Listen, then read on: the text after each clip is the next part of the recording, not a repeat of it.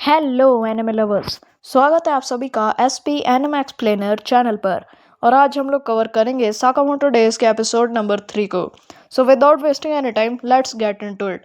कहानी की शुरुआत में हम साकामोटो के स्टोर को देखते हैं, जहाँ पर लू आई होती है काम करने के लिए। और वो अभी भी नींद में होती है, और क्यों उसे बहुत ज़्यादा नींद आ रही होती है। शिन अपना काम कर रहा होता है अच्छा भला, और लू उसकी मदद करने के लिए आती है, लेकिन वो उसका काम करने की जगह उसका सारा काम बिगाड़ देती है। और शिन सोचता है कि मैं अच्छा भला काम कर रहा था, इस बेवकूफ़ औरत ने सब कुछ बिगाड़ दिया। और फिर वो साकामोटो के टेबल पर जाकर कहता है कि लू को यहाँ से निकाल दीजिए, ये किसी काम की नहीं है, बेवकूफ़ औरत है। और लू को कोई फ़र्क नहीं पड़ता इस बात से। और साकामोटो कहता है तुम्हें किसी से भी ऐसे बात नहीं करनी चाहिए शिन, क्या तुम समझ गए मेरी बात को? ये सुनकर शिन और लू दोनों ही हैरान हो जाते हैं। और साकामोटो खड़े होकर कहता है खैर अब स्टोर खोलने की तैयारी करो। शिन सोचता है कि इस बंदे की पर्सनैलिटी पूरी ही चेंज हो गई, आखिर बात क्या है। तभी गेट से एक और साकामोटो अंदर आता है, जिसे देखकर इन दोनों की हवा टाइट हो जाती है कि दो दो साकामोटो क्या कर रहे हैं यहाँ पे। जो साकामोटो अभी आया है वो अपने शॉप टेबल पर जाकर बैठता है और न्यूज़पेपर पढ़ने लगता है। और दूसरा वाला साकामोटो एक चाकू निकाल देता है उसकी न्यूज़पेपर से फाड़ते हुए उसे मारने के लिए। लेकिन असली वाला साकामोटो उस चाकू को डॉज करता है और एक कटर निकाल कर इस पर तान देता है। और नकली वाला भी एक पिस्तौल तान देता है इसके ऊपर। शिन और लू दोनों शॉक होते हैं, और साकामोटो कहता है बहुत टाइम हुआ मिले हुए नागामो। और फिर हम इस बंदे का असली चेहरा देखते हैं, जिसका नाम योइची नागामो है। और शिन काफ़ी ज़्यादा शॉक हो जाता है, क्योंकि वो इसका माइंड रीड नहीं कर पाया होता। फिर ये लोग इसे मारते हैं, और नागामो अपने बारे में बताता है कि मेरा नाम योइची नागामो है, और मैं पास वाली शॉप में ही काम करता हूँ, और मेरी एज 18 है। और साकामोटो बताता है कि ये 27 साल का और मेरा ये करीबी हिटमैन है। फिर ये लोग उसे और कूटते क्योंकि उसने झूठ कहा।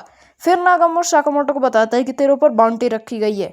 तभी एक पिज्ज़ा देने वाला बंदा इनकी शॉप में एंटर करता है, और साकामोटो के सामने उसका पिज्ज़ा रखता है और उसे पेमेंट करने के लिए कहता है। लेकिन शिन इसका दिमाग पढ़ के ये जान जाता है कि ये कोई पिज़्ज़ा डिलीवरी बॉय नहीं, एक हिटमैन है। फिर ये नल्ला हिटमैन अपने दो कटर्स निकाल के नागामो को बंदी बना लेता है। इसे लग रहा होता है कि ये नागामो को मार देगा, और इसके बदले ये साकामोटो को डरा देगा। खैर, साकामोटो और लू मजे से अपना पिज्ज़ा खा रहे होते हैं, जिससे ये बंदा बहुत नाराज़ हो जाता है। और तभी नागामो खड़ा हो जाता है और इसे एक चोक मार देता है।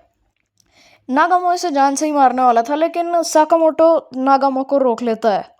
और नागामो कहता है कि तुझे सच में लगता है कि तू किसी को बिना मारे ही इससे निकल सकता है? जिस पर साकामोटो कुछ नहीं कहता। फिर नागामो इनकी शॉप से जाने लगता है और बताता है कि तेरे ऊपर जो बाउंटी रखी है वो JAA ने रखी है, और वो उसने ऑफिशियली अनाउंस की है। लो इससे पूछती है कि क्या अभी और भी दुश्मन हमारे ऊपर ऐसे अटैक करने आएंगे? और नागामो कहता है कम से कम अभी तो नहीं। फिर वो इस बंदे को भी उठा के यहाँ से ले जाता है, और शिन उसके पीछे भागता है। उस लू अंदर साकामोटो से पूछती है क्या मैं अपने देश चले जाऊं? और यहाँ हम देखते हैं कि कुछ लोग साकामोटो की शॉप पर कैमरा लगा के उस पर नज़र रख रहे होते हैं, और वो लोग साकामोटो काफ़ी हल्के में ले रहे होते हैं। फिर साकामोटो इनका कैमरा देख लेता है और इन्हें कहता है कि मुझे परेशान करना बंद करो, अगली बार मेरे पीछे आए तो तुम्हें जान से मार दूंगा, समझ गए तुम सब के सब? और फिर साकामोटो इनके कैमरा पर गोली चला के उसे फोड़ देता है। फिर साकामोटो और शिन आपस में बात कर रहे होते हैं सुबह वाले नागामो के इंसिडेंट के बारे में। तभी यहाँ पर साकामोटो की बेटी आती है और उसे बताती है कि हमें शुगर पार्क जाना है, डैडी आपको याद है ना? और ये सुन के साकामोटो की हालत खराब हो जाती है, क्योंकि शुगर पार्क पर हिटमैन्स को इन पर अटैक करना और आसान हो जाएगा।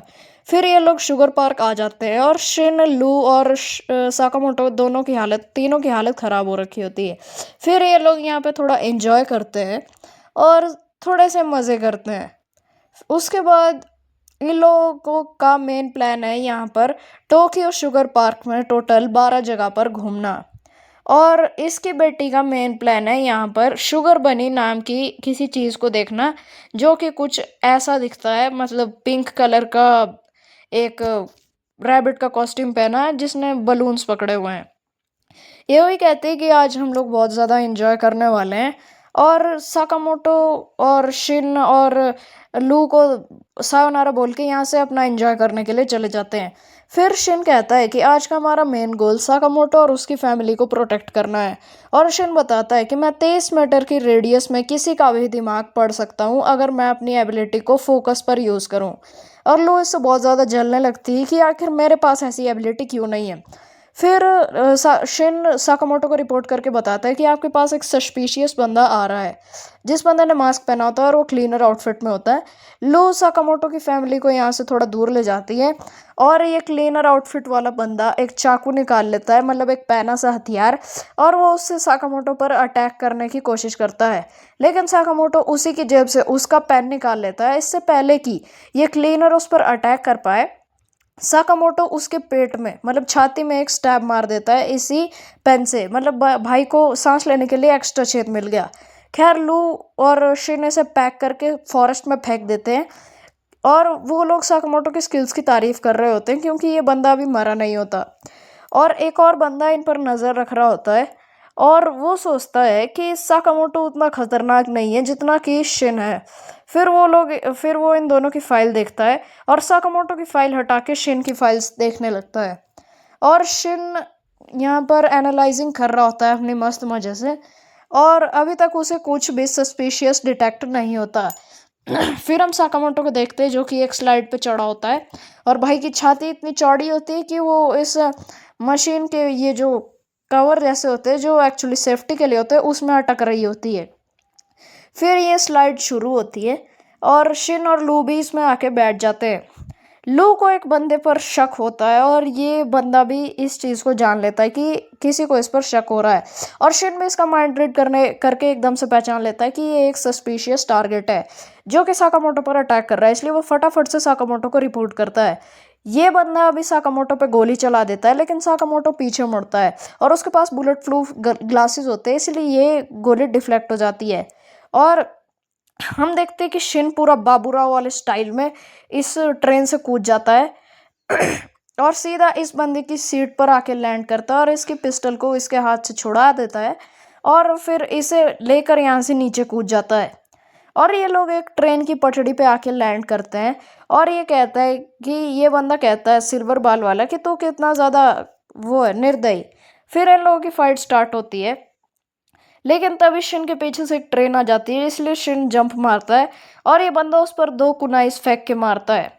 अब क्योंकि शिन उतना भी तगड़ा हिटमैन नहीं है कि वो हवा में ही कुनाइस को डॉज कर पाए, इसलिए एक कट उसे लग जाता है उसके पैर में और इन कुनाइस में पॉइजन होता है। इसलिए शिन का रिएक्शन कुछ ऐसा होता है, उसे कुछ भी ढंग से दिख नहीं रहा होता और वो सोचता है कि क्या इस सब में पॉइजन था।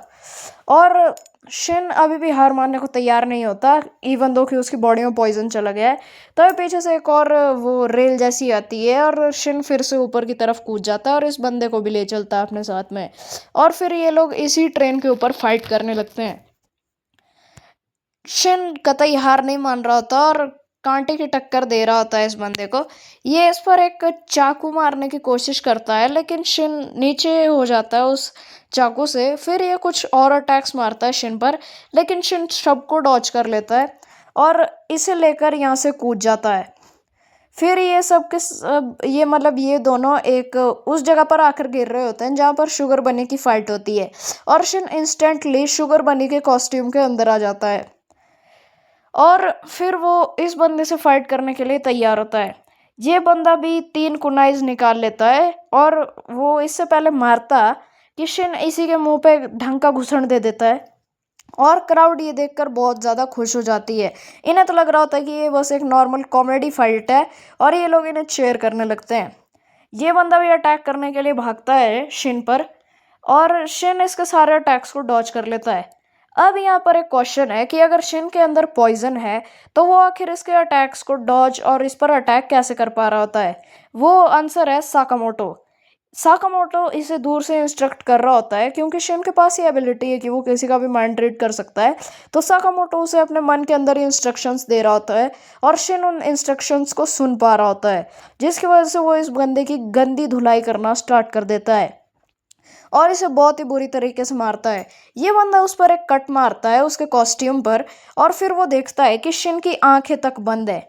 फिर शिन हवा में कूदकर इस पे एक किक मारता है, डबल पेयर ऑफ किक्स, जिससे ये बंदा उड़ते हुए ढेर हो जाता है और इसी के साथ ये फाइट खत्म हो जाती है और शिन इस फाइट को जीत जाता है। और इसी के साथ साकामोटो डेज एपिसोड नंबर 3 यहीं पे ख़त्म होता है। आप लोगों से अब रिक्वेस्ट है कि मेरे चैनल को लाइक और सब्सक्राइब कर लीजिए और पिछली वीडियोस को जाकर भी ज़रूर देखिए।